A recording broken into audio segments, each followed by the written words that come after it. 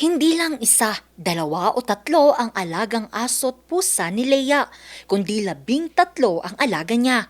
Kaya bilang certified fur mom, aminado siyang mahirap mag-alaga ng maraming hayop. Since since wala kasing baby, parang na-focus na lang yung pag-aalaga namin ng hayop. Kaya para sa kapakanan ng kanyang mga alaga, nagdesisyon siyang ipakapon na lang ang mga ito. Dapat maging responsible po tayo kasi unang-una yung budget. Sa hirap ng buhay ngayon, aminin na natin, mahirap.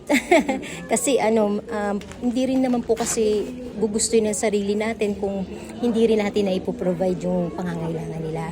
Okay naman po. Mabait. Kaso lang, pag yung magmaya sila, hyper sila, parang anak din.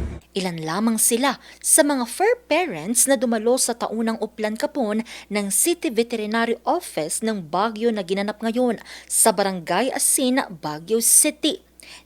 Dito, 6 na pong mga alagang pusa at aso ang kinapon at nabigyan ng bitamina.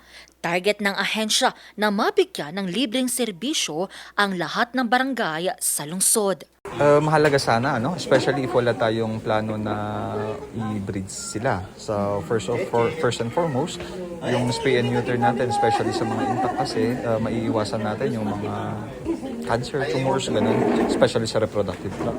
Sa huling tala ng Baguio City Veterinary Office, umabot na sa higit 40,000 ang populasyon ng mga pusa at aso sa lungsod. Bagamat hindi nakakaalarma ang bilang ng mga ito, malaki pa rin ang kontribusyon ng mga aso at pusang pagala-gala, lalo na sa banta ng rabies. Pero as much as possible, control na natin para hindi na dumami at nang sa ganun maiwasan din yung problema ng hindi lang barangay, hindi lang city yung may problema, halos lahat ng barangay dito sa Baguio.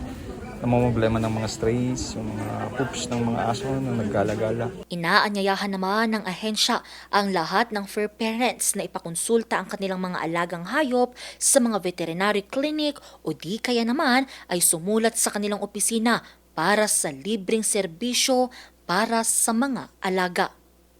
Angel Arquero, RNG News.